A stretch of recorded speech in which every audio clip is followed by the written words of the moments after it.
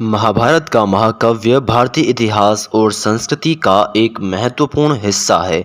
इसमें कई पात्र और कथाएं सदियों से हमारे लोक कथाओं और धार्मिक परंपराओं का हिस्सा बने हुए हैं। इनमें से एक पात्र एकलव्य भी है, जिसकी कहानी प्रेरणा, बलिदान और सामाजिक अन्याय की जीवंत मिसाल है। एकलव्य की कथा हमें यह सिखाती है कि सच्चे समर्पण और कठिन परिश्रम से कोई भी व्यक्ति अपने लक्ष्यों को प्राप्त कर सकता है, चाहे परिस्थिति कितनी भी प्रतिकूल क्यों ना हो। एकलव्य का जन्म निषाद जाति में हुआ था, जो एक आदिवासी समाज था। उनके पिता हिरण्यधनु निषादों के प्रमुख थे और उनके पास अपनी एक अलग पहचान थी। एकलव्य का बचपन एक सामान्य आदिवासी परिवेश में बीता, लेकिन उसमें बचपन में ही एक महान धनुर्धर बनने की तीव्र आकांक्षा थी। उस समय के महान योद्धा गुरु द्रोणाचार्य ने धनुर्विद्या सिखाने की उनकी प्रबल इच्छा थी। हालांकि उनकी जाति के कारण उन्हें द्रोणाचार्य से शिक्षा प्राप्त करने का अधिकार नहीं मिला। द्रोणाचार्य ने एकलव्य को शिक्षा देने से मना कर दिया, लेकिन एकलव्य ने हार नहीं मानी। उन्होंने द्रोणाचार्य की एक मिट्टी की मूर्ति बनाई और उसे अपना गुरु मानकर धनुर्विद्या का अभ्यास शुरू कर दिया। एकलव्य ने अपने परिश्रम और दृढ़ निश्चय से बिना किसी औपचारिक शिक्षा के धनुर्विद्या के अद्वितीय महारत हासिल कर ली। उनकी यह तपस्या और गुरु के प्रति भक्ति महाभारत में एक महत्वपूर्ण घटना बन गई। अंगूठे का बलिदान। एकलव्य की क्षमता से द्रोणाचार्य के शिष्य, विशेषकर अर्जुन, चिंतित हो गए थे। अर्जुन को इस बात का भय था कि कोई दूसरा उनसे अधिक श्रेष्ठ धनुर्धर बन सकता है। जब द्रोणाचार्य ने एकलव्य की योग्यता को देखा, तो उन्होंने उसके गुरु दक्षिणा के रूप में उसके दाहिने हाथ का अंगूठा मांग लिया। एकलव्य ने बिना किसी सवाल के अपना अंगूठा अर्पित कर दिया। यह बलिदान उसकी गुरु विद्या का प्रतीक बन गया, लेकिन इसके परिणाम स्वरूप उसकी धनुर्विद्या में भी कमी आ गई।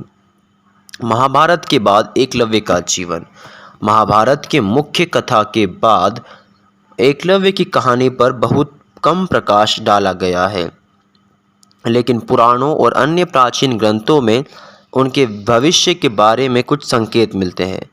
एकलव्य के भविष्य को समझने के लिए हमें उन्हें विभिन्न कथाओं और मान्यताओं को देखना होगा जो उनके चरित्र से संबंधित है। एकलव्य की मृत्यु और युद्ध में भूमिका। एकलव्य की मृत्यु के बारे में कई पुराणों में भिन्न भिन्न कथाएं मिलती है। कुछ कथाओं के अनुसार एकलव्य महाभारत युद्ध से पहले ही मारा गया था। इसे एक प्रकार से भगवान कृष्ण की रणनीति के रूप में देखा गया है, जिससे उन्होंने एकलव्य को युद्ध में भाग लेने से पहले ही समाप्त कर दिया। ऐसा इसलिए किया गया क्योंकि कृष्ण जानते थे कि एकलव्य अर्जुन के प्रतिद्वंदी थे, और यदि वह कौरवों की ओर से युद्ध में शामिल होते तो पांडवों के लिए कठिनाई उत्पन्न हो सकती थी। हालांकि कुछ अन्य कथाओं में यह भी कहा गया है कि एकलव्य ने महाभारत युद्ध के दौरान कौरवों की ओर से युद्ध में भाग लिया था। उन्होंने अपने धनुष का उपयोग अपनी 3 उंगलियों से करना सीखा और युद्ध में एक महत्वपूर्ण भूमिका निभाई थी। इन कथाओं के अनुसार एकलव्य की मृत्यु महाभारत के युद्ध के दौरान ही हो गई थी। एकलव्य का योगदान और प्रभाव। महाभारत के बाद एकलव्य का योगदान और प्रभाव एक अलग दिशा में बढ़ा। उनके बलिदान और तपस्या की कहानी पीढ़ियों तक जीवित रही और उन्होंने भारतीय समाज के विभिन्न वर्गों में गहरे प्रभाव डाले। आदिवासी समाज में एकलव्य एक नायक के रूप में माने गए। उन्होंने उन लोगों के लिए प्रेरणा का स्रोत बना जो समाज में हाशिए पर थे और जिनके पास शिक्षा और अन्य सुविधाओं की कमी थी। एकलव्य की कथा उन लोगों के लिए एक मार्गदर्शक सिद्धांत के रूप में उभरी जो समाज में असमानता और अन्याय का सामना कर रहे थे। उन्होंने यह साबित किया कि सच्चा समर्पण और मेहनत किसी भी सामाजिक या जातिगत बाधाओं को पार कर सकता है। उनकी कहानी ने दिखाया कि किस प्रकार कोई व्यक्ति अपनी शक्ति, संकल्प और इच्छा शक्ति के बल पर किसी भी लक्ष्य को प्राप्त कर सकता है। एकलव्य के वंशजों के बारे में भी कई पुराणों और ग्रंथों में उल्लेख मिलता है। कहा जाता है कि एकलव्य के वंशजों ने भी युद्ध कला में महारत हासिल की और वे भी महान धनुर्धर बने।